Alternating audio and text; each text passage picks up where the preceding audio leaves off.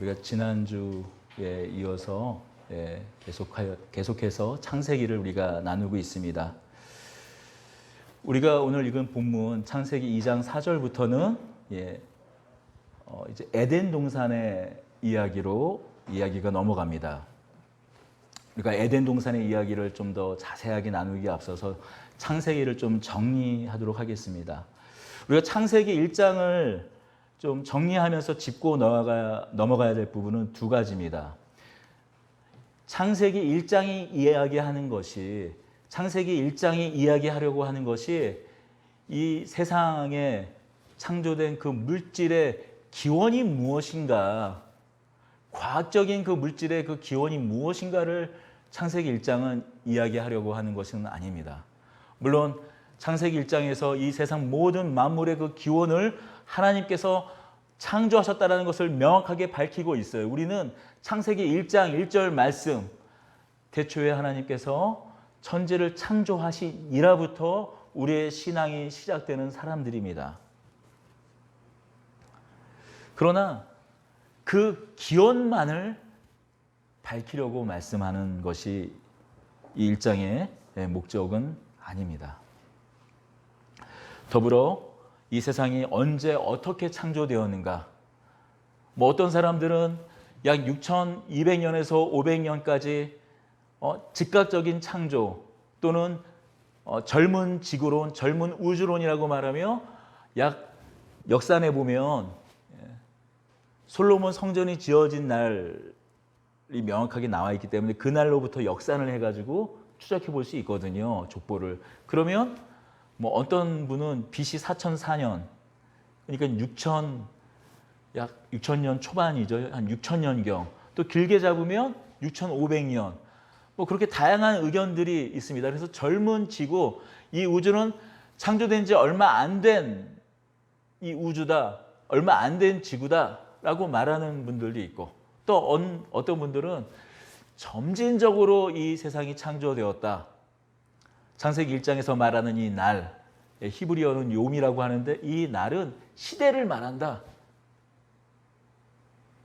하나님께서 각각 그 시대에 우리가 예를 들어서 이 지층에서 발견되는 그런 화석이라든지 그런 것들로 유추해 볼 수 있는 어떤 그런 그 오랜 시대별로 하나님께서 그 시대에 맞는 어떤 그런 생명체들을 창조하셨다라는 이야기가 있습니다.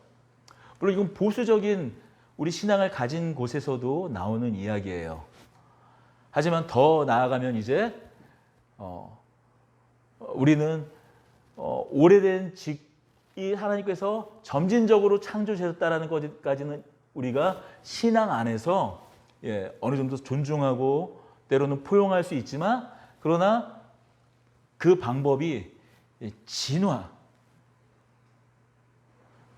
진화에 의한 방법이다. 그 점진적인데 진화라는 방법을 통해서 점진적으로 창조하셨다, 진화라는 방법을 사용하셨다 하면 우리 신앙으로는 받을 수 없는 부분입니다. 그래서 이렇게 창세기 1장이 하나님께서 언제 창조하셨냐, 어떻게 창조하셨냐라는 부분으로 포커스를 자꾸 가지고 가게 되면 우리는 창세기 1장에서 헤어날 수가 없어요. 계속 논쟁을 할 수밖에 없어요.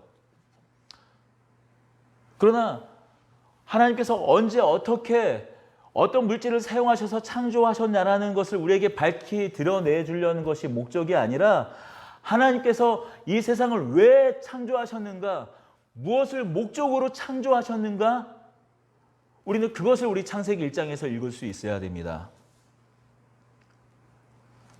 무엇을 목적으로 창조하셨는가, 왜 창조하셨는가, 그것은 이 창세기 1장부터 특별히 오늘 또 읽은 창세기 2장을 통해서 더 밝게 드러나는데, 하나님께서는 이 온 우주를, 온 세상을 하나님의 성전으로, 하나님을 예배할 곳으로, 이 온 우주, 온 세상, 온 만물, 이 온 피조물들로부터 예배를 받으려고, 하나님의 영광을 드러내려고 성전으로 창조하셨다는 사실입니다.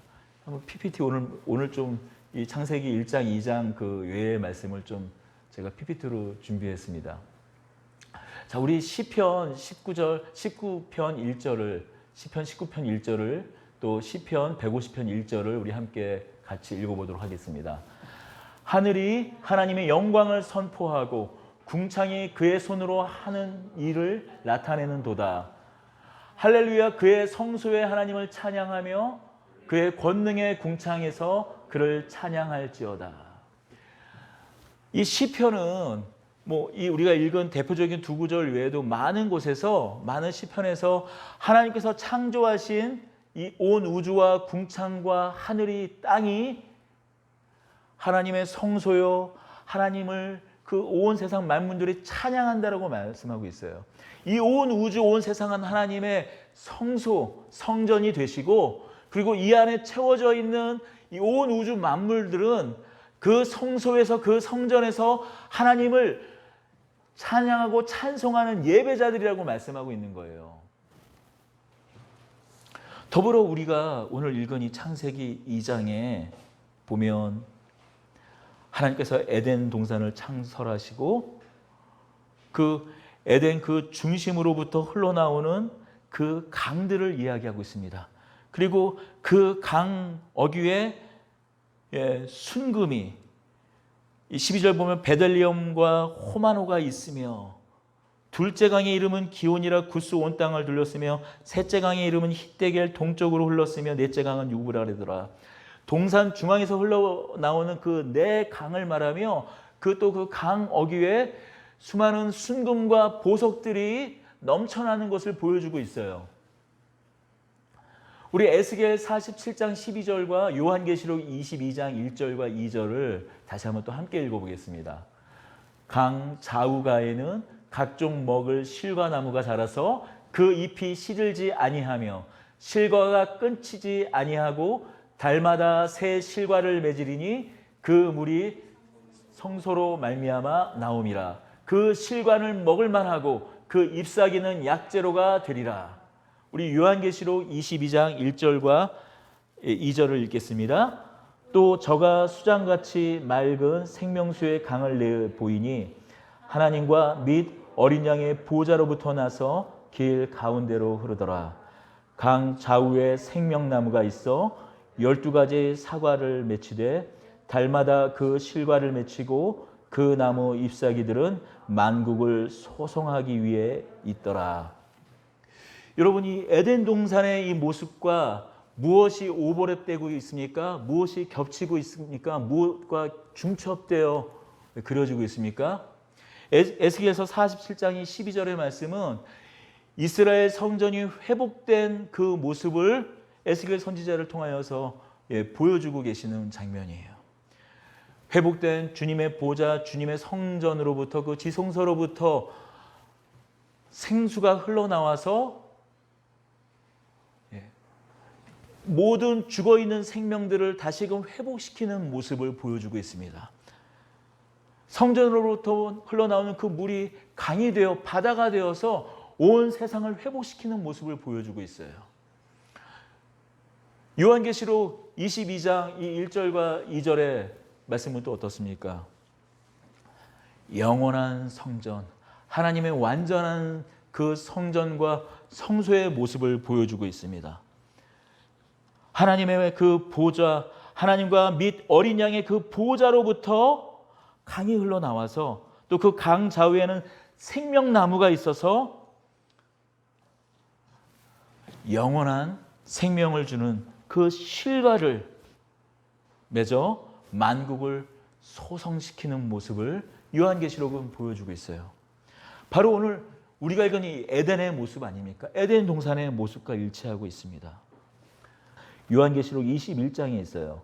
그 성의 성곽의 기초석은 각색 보석으로 꾸몄는데 첫째 기초석은 벽옥이요, 둘째는 남보석이요, 셋째는 옥수요, 넷째는 녹보석이요, 다섯째는 홍마노요, 여섯째는 홍보석이요, 일곱째는 황옥이요, 여덟째는 노곡이요, 아홉째는 다망옥이요, 열째는 비치옥이요, 열한째는 청옥이요, 열두째는 자수정이라. 여러분 언어로 보면 오늘 이 창세기 2장에 나오는 에덴 동산에 나와 있는 보석들과 요한계시록의 그 성전을 꾸미고 있는 성전 벽을 장식하고 있는 여러 보석들이 겹치고 있는 것을 우리는 알 수가 있어요. 이 우주, 이 온 세상은 하나님의 성전, 하나님의 성소로 하나님께서 창조하셨고 특별히 이 땅 가운데 에덴 동산을 특별히 만드셔서 특별히 이 에덴 동산을 창조하셔서 다만 동산이 아니라 하나님께서 이 에덴 동산을 하나님의 성소로 하나님의 지극한 지성소로 하나님이 계시는 그 임재의 장소로 물론 이 온 우주가 하나님의 임재의 장소지만 더 특별히 하나님 모든 곳에 계시고 임재에 계시지만 하나님은 모든 곳을 그의 처소 삼으시지만 특별히 그 성소를 지성소를 하나님의 임재의 처소, 임재의 좌소로 삼으신 것 같이 이 에덴 동산을 하나님께서 그 하나님의 임재, 하나님께서 머무시는 땅으로 특별히 창설하셨다는 거예요. 더불어 그곳을 누구에게 맡기셨다고요? 사람에게 맡기신 것입니다. 사람을 그 에덴 성전의 제사장 삼으신 거예요. 여러분 우리 창세기 1장 26절에서 28절에 하나님께서 하나님의 형상과 모양대로 남자와 여자를 만들고 사람을 창조하셨으되 하나님께서 그들에게 복을 주시고 하늘에 나는 새와 땅에 기는 짐승들과 바다에 나는 그런 물고기들을 다스리게 하시고 하나님께서 그것을 경작시키셨습니다. 뭐 가만히 보면 마치 그 세상에 많이 있는 그런 그 신화들, 특별히 또 이 중근동에 있는 그 신화들과 이렇게 겹치는 모습들이 보이기도 해요. 많은 창조 설화들의 그 공통점이 무엇입니까? 사람을 신들이 대신하여서 이를 부려먹으려고 창조한 걸로 많은 선화들이 이야기하고 있어요. 그러니 하나님께서 마치 그 비슷한 이야기처럼 세상을 창조하시고 하나님은 뒷짐지시고 하나님이 일하시기 싫으니까 대신하여 농사짓고 밭 갈고 가꾸라고 일 시켜 먹으려고 단순히 사람을 창조한 그런 이야기들과 하등 다를 것이 무엇이냐라고 말하지만 더 본질적인 그 차이가 있습니다. 하나님께서는 진실로 하나님을 대신하여 사람을 창조하셨다라는 거예요. 하나님의 형상과 모양대로 창조하셨다라는 거예요. 마치 하나님과 같이 만드셔서 시편의 말씀처럼 하나님보다 조금 못한 존재로 우리를 만드셔서 우리를 창조하셔서 하나님을 대신하여서 이 세상을 다스리라고 말씀하신 거예요. 다만 이 세상을 다스리는 것으로만 그치는 것이 아니라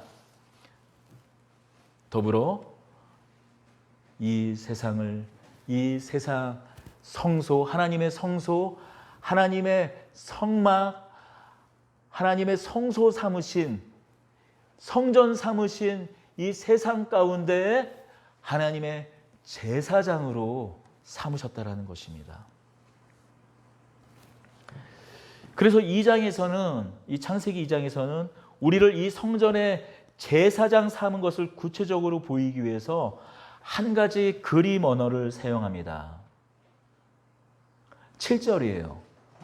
여호와 하나님이 땅의 흙으로 사람을 지으시고 생기를 그 코에 불어넣으시니 사람이 생명이 되니라. 오늘 이 창세기 1장 또 2장을 처음 읽는 사람들은 누굽니까? 애굽을 탈출한 이스라엘 백성들이에요. 지금 그 수천 년의 시간이 지나서 우리가 이렇게 읽고 있지만 모세가 이 모든 말씀을 하나님의 계시, 하나님의 영광을 받아 정리하여서 이 지은이 모세오경 그중에서 창세기를 오늘 우리가 읽고 있지만 아주 오래전 처음 이 말씀을 듣는 자들은 누군가 애굽을 탈출한 사람들이에요.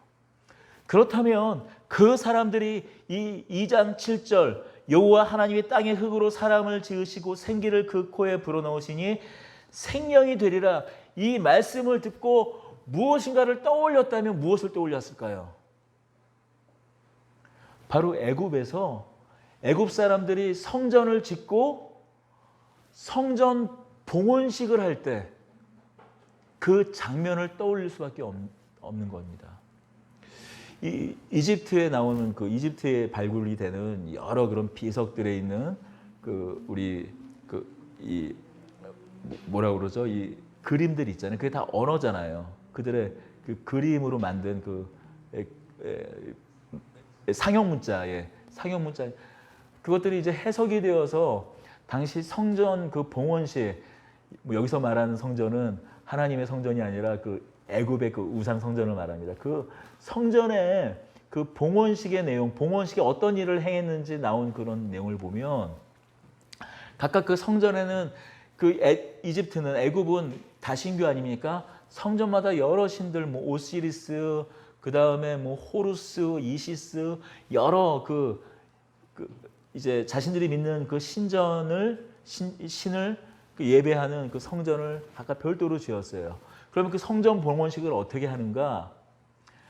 뭐 이시스나 아니면 오시리스나 호루스나 그런 그 자신들이 생각하는 그 신의 형상대로 금이나 은이나 동으로 그 형상을 만들어서 그 생기를 불어넣는 그런 어떤 그런 행동을 하고 그 자신들이 만든 성전의 그 형상을, 신의 형상을, 자신들이 믿는 신의 형상을 거기에 안치했어요. 그러면 그 형상이 그 생기로 말미암아 살아서 그 성전을 지킨다라고 생각하고 여겼습니다. 지금 이스라엘 백성들이 이 창세기 2장을 보게 되면 바로 자신들이 봤던 그런 그 모습들을 떠올릴 수밖에 없는 거예요. 그렇다고 지금 하나님이 우상이냐 그걸 말하는 것이 아닙니다. 지금 애굽을 탈출한 지 얼마 안 되는 이스라엘 백성들에게 자신들 사람을 창조하신 그 이유와 목적, 그것을 그들이 떠올릴 수 있는, 그들이 알아먹을 수 있는 그림 언어로 보여주는 거예요. 흙으로 사람을 빚어내십니다. 그런데 어떤 형상이요? 그런 오시리스나 뭐 그런 우상의 형상이 아니라 참된 하나님, 오직 한 분뿐인 참된 하나님, 여호와 하나님의 형상과 모습대로 창세기 1장 26절, 27절, 28절에 나와 있는 말씀처럼 하나님의 형상과 하나님의 모양대로 하나님께서 흙으로 빚으셔서 생기를 불어넣으셔서 지금 에덴 동산, 달리 말하면 에덴 성전에 하나님께서 사람을 두고 계시는 것입니다. 그래서 하나님께서 사람에게 이르신 명령이 있어요. 하나님의 형상과 모양대로 빚어내셔서 창조하셔서 하신 명령이 17절에 잘 나와 있습니다. 16절에 잘 나와 있습니다. 죄송합니다. 15절입니다. 우리 15절을 같이 읽겠습니다. 여호와 하나님이 그 사람을 이끌어 에덴 동산에 두어 그것을 경작하며 지키게 하시고, 여호와 하나님이 그 사람을 이끌어 에덴 동산에 두어 그것을 경작하여 지키게 하시고, 사람을 창조하셔서 그 에덴 동산에 가장 그 깊은 지성소에 두셔서 경작하여 지키게 하셨다고 말씀하고 있어요. 근데 놀라운 한 사실은 무엇인가 하면 여기서 경작하다, 지키다라는 이 두 단어가 정확하게 제사장들이 하는 가장 중요한 책무 두 가지 그 일의 단어와 일치한다는 사실이에요. 이 구약은 이 히브리어로 기록되지 않았습니까? 오늘날과 같이 이 어휘가 어휘가 물론 이 어마어마하게 많지만 오늘날 같이 이 어휘가 풍성하지 않습니다. 그 어떤 학자들은 이렇게 얘기해요.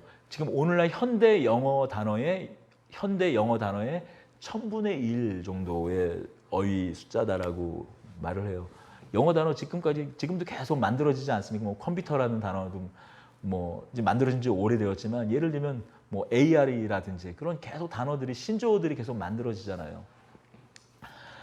자, 그래서 어떤 한 단어가 여러 뜻을 동시에 나타내요. 그런데 여기 경작하다라는 단어가 우리가 너무나 잘 아는 예배하다. 제사장들이 제사 그 성전에서 봉사하다, 예배하다, 제사 드린다라는 그 단어와 똑같은 동사를 사용하고 있어요. 똑같은 단어를 사용하고 있어요. 아바드라는 단어를 사용하고 있습니다. 여기서 이 지키다라는 이 단어는 제사장들이 성전을 지킨다라는 단어를 사용하고 있어요. 똑같은 단어를 사용하고 있습니다. 그러니 이 아담이 창조되어 이 에덴 동산에서 하는 일은 물론 있는 그대로 직접적인 말씀 있는 이 말씀 그대로 이 에덴 동산을 잘 경작하고 지키는 일이 그의 1차적인 사명이요 책무이기도 하지만 가장 중요한 이 아담의 사명은 무엇일까요? 하나님을 온 만물이 하나님을 더 잘 찬송할 수 있도록 더 잘 찬양할 수 있도록 아름답게 가꾸며 함께 예배하고 제사 드리며 이 에덴 성전을 또한 지키는 일이에요. 3장에 등장하는 곧 뱀으로 나타나는 사단의 세력들로부터 악의 세력들로부터 이 에덴을 지키는 일입니다. 하나님의 말씀대로 지키는 일, 그것이 바로 아담의 사명입니다.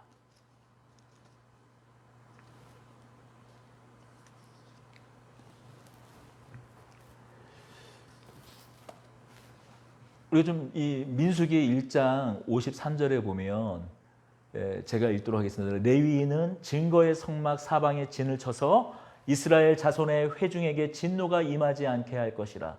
레위인은 증거의 성막에 대한 책임을 지킬지니라. 여기서 책임을 지키다 할 때 지키다라는 말이 이 경작하고 지켜라라고 말씀하신 아담에게 명령하신 그 명령의 그 단어와 정확하게 일치합니다. 더 잘 예배할 수 있도록 분별되어 거룩하게 예배할 수 있도록 그 말씀을 지키고 에덴을 지키는 사명을 아담이 하나님으로부터 위임받은 거예요.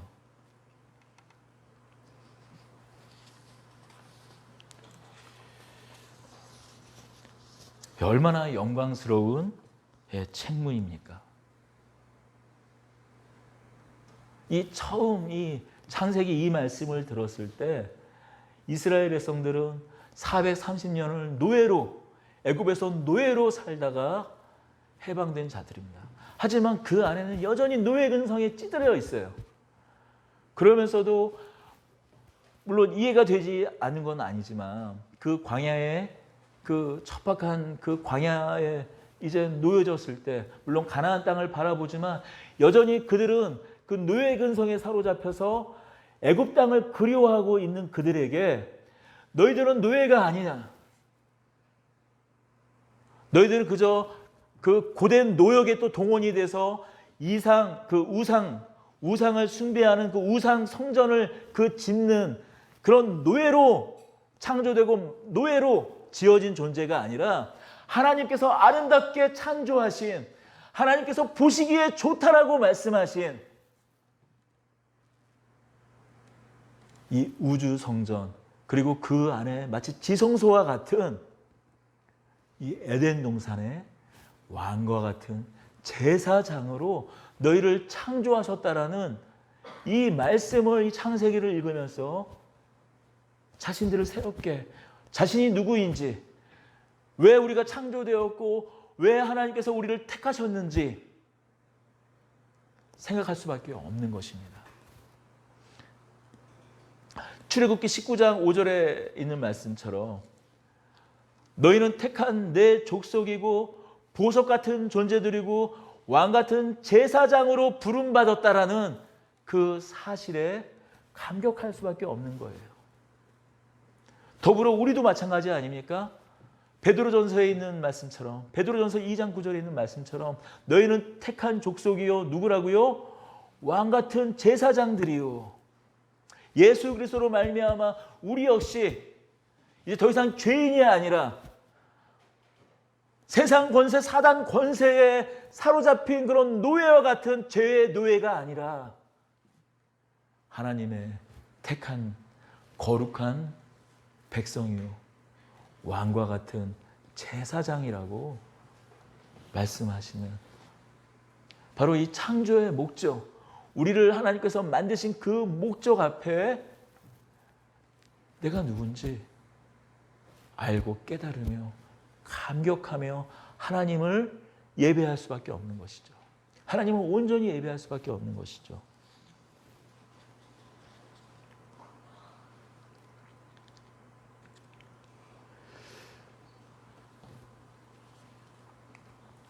그런데 우리가 참 이제 한 대목, 한 구절을 만나게 되면서 참 때로는 이 아쉬움을 갖게 되는 대목이 있습니다. 무엇이에요? 바로 선과 악을 알게 하는 나무예요. 다들 이 자리에서 한 번쯤 우리가 이게 꼭 한번 넘어지고 한번 이렇게 궁금해하고 때로는 이것 때문에 신앙을 떠나는 사람들도 있어요. 그렇게 존귀한 존재로 만들었으면 그냥 계속 그런 존귀한 존재로 여겨주시지 왜 에돔 동산에서 이 선과 악을 알게 하는 나무는 만드셔서 그것을 먹게 하시고 하나님은 전지전능하시다면서 사람이 그것을 따서 먹을 것까지도 다 아셨을 텐데 그러면 그걸 아셨으면 차라리 만들지 마시고 안 따먹게 하시면 됐지. 그래서 영원히 거기서 함께 하나님과 동행하며 하나님을 기뻐하며 제사드리며 예배할 수 있게 하시면 되지. 왜 선과 악을 알게 하는 나무를 만드셔서 우리를 이렇게 계속 고생시키느냐. 이렇게 험난한 세상에 태어나게 하셔서 이렇게 힘든 삶을 살게 하시느냐. 원망을 하게 하는 그런 원망을 일으키게 하는 그 대목이 무엇입니까? 바로 17절이에요. 선과 악을 알게 하는 나무의 열매는 먹지 말라. 내가 먹는 날에는 반드시 죽으리라 하시니라.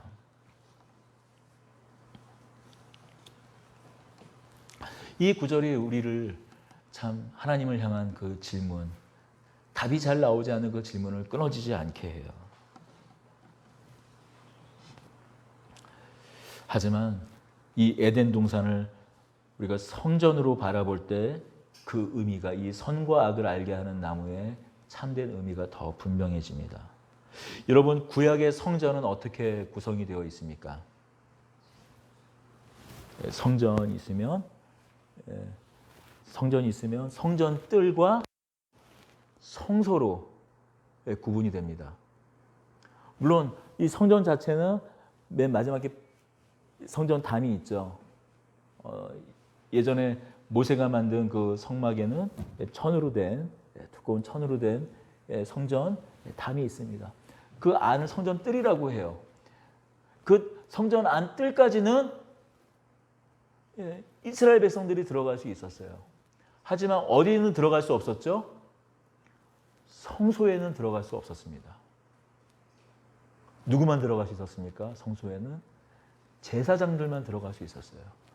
이스라엘 백성들이 성소에 들어가면 어떻게 됐을까요? 죽어요. 하나님께서 그냥 즉사를 시키든지 아니면 끌고 나와서 제사장들이 끌고 나와서 돌로서 죽여요. 하지만 그런 거룩한 제사장들조차도 어디는 들어갈 수 없었습니까? 지성소에는 들어갈 수 없었어요. 대제사장만 1년에 한 차례 대속죄일이라고 말하는 7월 10일 이스라엘 달력으로 7월 10일입니다. 그 7월 10일 날 대속죄일에만 대제사장이 들어갈 수 있었습니다.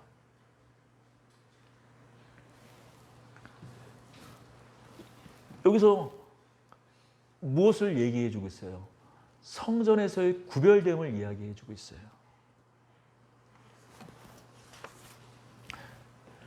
출입이 제한되는 그 기준은 무엇입니까? 구별됨이에요. 거룩의 등급에 따라 구별이 있었어요. 제사장들에 비해 덜 거룩한 이스라엘 백성들은, 물론 이스라엘 백성들은 다른 이방인들에 비해서, 다른 열방의 사람들에 비해서 거룩했기 때문에 성전에 들어올 수 있었지만, 하지만 그들조차도 성소에는 들어갈 수 없었어요.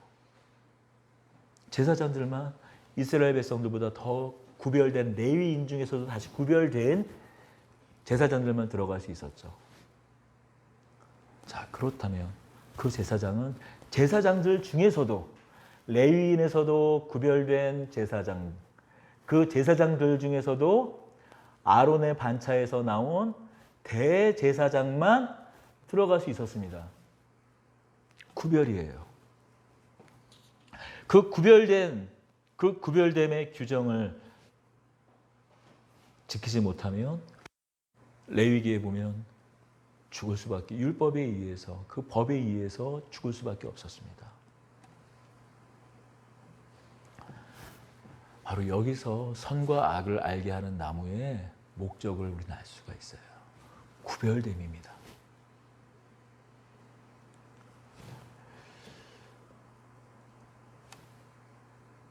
혹시 선과 악을 알게 하는 나무 열매라고 하니까, 그러면 그 이전에 선과 악을 알게 하는 나무 열매, 편의상 이 성경에는 선악과라고 안 돼 있어요. 근데 우리가 나중에 줄여가지고 선악과라고 하는데, 선과 악을 알게 하는 나무 열매입니다.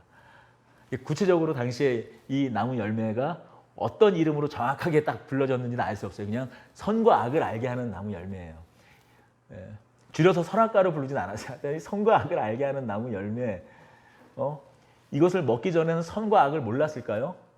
무엇이 옳은지 무엇이 그른지 알지 못했을까요? 아담과 하와가요? 그걸 알지 못했다면 어떻게 하나님께서 창조하신 이 피조 세계를 하나님을 대신해서 다스릴 수 있겠어요? 선과 악을 알았죠.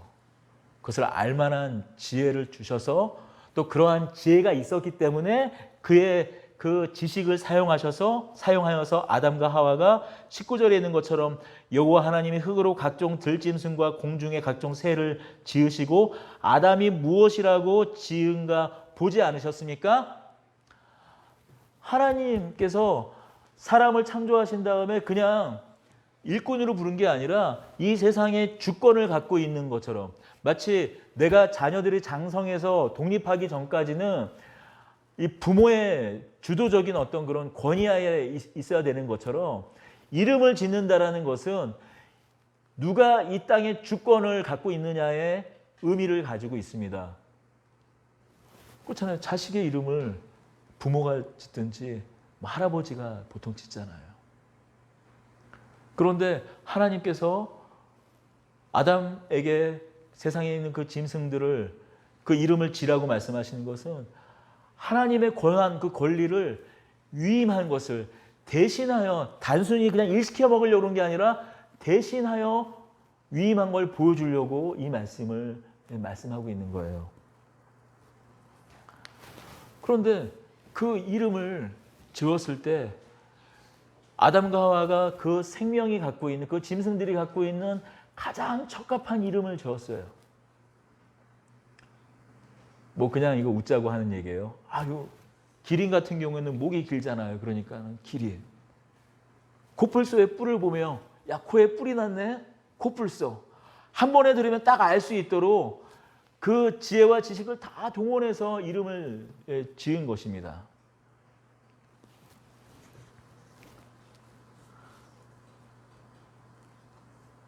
그렇다면 이 선악과가 무엇이겠습니까? 구별됨을 의미하는 것입니다. 선과 악을 알되 그 선과 악을 나누는 그 기준이 누구로부터 비롯되는 것이라고요? 하나님으로부터 비롯됨을 알고 선과 악을 함부로 나누는 것을 하지 말라는 하나님의 금지 명령이신 거예요. 하나님과 사람의 구별됨을 나타나 보여주시기 위해서 하나님께서 동산 가운데 가장 그 중앙에 생명나무와 그 옆에 선과 악을 알게 하는 나무를 주신 것입니다. 여러분, 이 세상에서 가장 그 극악무도한 범죄가 무엇입니까? 사람이 사람을 죽이는 거 아닙니까? 생명을 다루는 것이잖아요.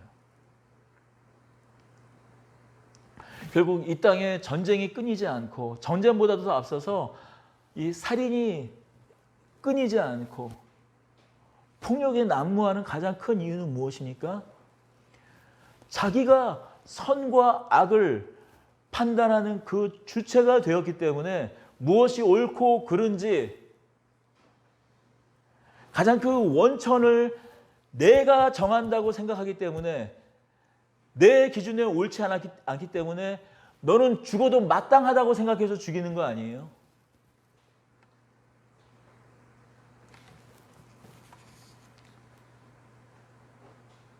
인간의 사람이 사는 가장 그 처참함은 결국엔 그 기준이 저마다 다른 것 때문에 생기는 일 때문 아닙니까? 어떤 절대적인 기준이 없고 다 상대적으로 자기가 기준이 되어서 누군가를 판단하고 누군가를 정죄하고 누군가를 죽이는 그 순간은 그 사람이 누가 됩니까? 하나님과 같은 심판자가 되어서 심판하는 거 아니에요. 하나님께서는 그것을 금지하신 거예요.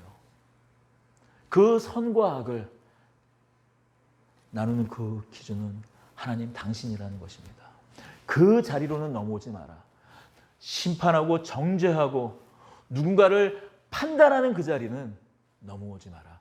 그거는 나의 일이다. 물론 하나님께서 우리에게 법을 나중에 레위기 같이 허락하시죠. 기준을 주시죠. 그런데 그 기준을 주시는 분이 바로 하나님이라고 말씀하시는 겁니다.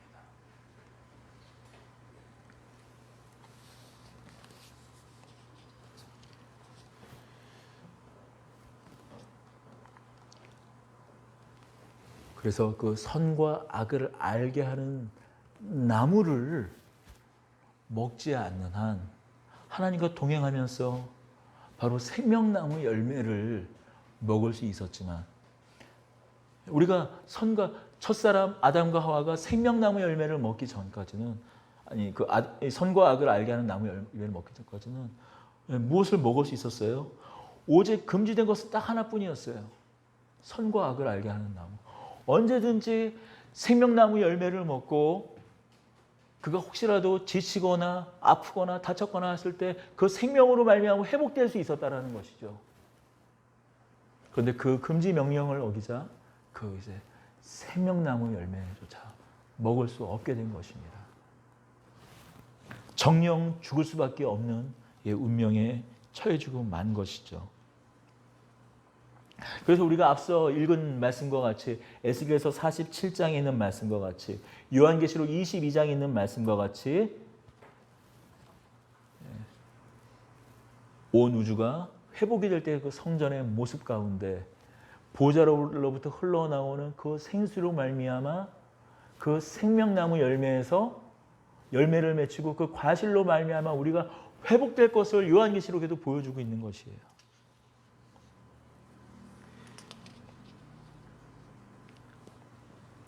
하나님께서는 우리에게 모든 것을 다 주셨어요. 영원한 생명까지도 다 주셨던 분이 하나님이십니다. 그것을 영원한 생명을 주시기에 기뻐하셨어요. 그러나 이 모든 것을 다 먹을 수 있대. 모든 것을 다 누리지만 우리가 누리지 못하는 것, 갖지 못하는 그 한 가지 때문에 우리가 갖고 있는 그 모든 것을 다 잃을 수밖에 없었던 것입니다. 그것이 바로 이 선과 악을 알게 하는 나무의 열매. 아니, 그것까지도 그냥 주시면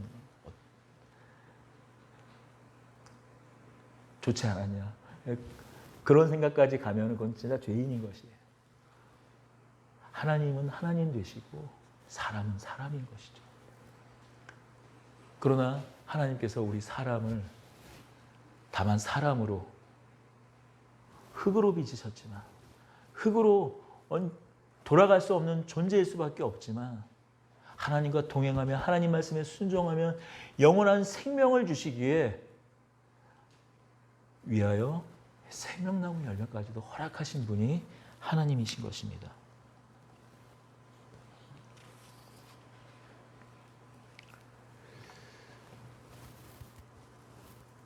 말씀을 이제 좀 맺으려고 합니다. 창세기 2장을 읽으면서 제가 오랫동안 신앙생활을 하면서 이렇게 갖게 되었던 여러 가지 좀 어려움, 부딪히는 문제들 중에 또 하나를 풀 수 있었어요. 무엇인가 하면 요즘에 우리가 하나님 나라에 대해서 많이 얘기합니다. 하나님께서 우리를 왕과 같은 존재로 창조하셨다라는 또 말씀. 그리고 하나님께서 예수 그리스도께서 이 땅 가운데 오실 이후부터 하나님 나라가 이제 이미 시작되었다라는 말씀을 많이 우리는 듣고 있어요. 그런데 여러분, 우리가 사는 삶의 현실은 어떻습니까? 정말 언젠가 예수님께 다시 오실 때 완전한 천국 하나님 나라를 살 것이지만 지금 여러분 하나님 나라를 살고 계세요?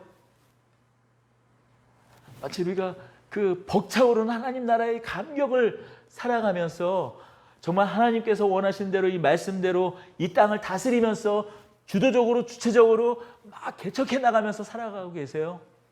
그렇지 못할 때가 많이 있지 않습니까? 그러니 하나님 나라라는 이미 예수님께서 말씀하시는 이미 하나님 나라가 이 땅 가운데 임했다라고 말씀하셨고 우리에게 이미 그 어디나 하나님 나라를 우리가 찬송하면서도 살아가고 있지만 그러나 실상 살아가는 이 삶의 그 현실과 괴리가 너무 큰 것에서 고통이 있어요.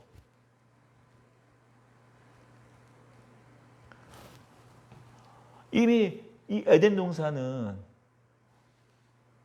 하나님께서 타락하기 전 인류에게 사람에게 하나님 나라로 또 허락하신 것입니다. 그러나 우리가 이 하나님 나라만으로 이 성경을 보게 되면 우리가 여전히 이런 괴리감 가운데 있을 수밖에 없어요. 그래서 우리가 이 성경을 새롭게 바라봐야 되는 관점이 무엇인가? 이 세상을 바라봐야 되는 관점이 무엇인가? 또 우리를 바라봐야 되는 관점이 무엇인가? 우리의 제사장됨을 회복하는 것이에요. 여러분, 우리가 우리 사는 삶의 처소 가운데 우리가 부름받은 그 삶의 자리 가운데 학생이라면 공부를 하겠죠. 직장 생활이라면 직장을 다니고요. 직장에서 일을 하고 뭐 사업을 하면 사업을 하겠죠. 뭐 교사라면은 누군가 가르치는 그런 삶의 자리, 각자 붙들린 그 자리가 있을 것입니다. 여러분, 그곳을 거룩한 하나님의 성전으로 만들고 있다면 내가 있어서 그곳이 이전에는 거기에 편법이 난무하고 거기에 온갖 술수가 난무하고 온갖 협작이 난무하고 사기가 난무하던 곳이었는데 내가 그곳에 가서 그곳에 하나님의 공의가 하나님의 정의로움이 하수같이 흘러나가고 있다면 여기 말씀하는 그 에덴 동산에서 흘러나오는 생명의 물줄기가 이곳저곳에 적셔가며 거기에 생명이 자라나고 그것을 보석과 같이 반짝거리게 하는 곳으로 만들고 있다면 여러분은 그것을 하나님 나라와 성전을 만드는 그 왕과 같은 제사장의 일들을 잘 감당하고 있는 것이에요.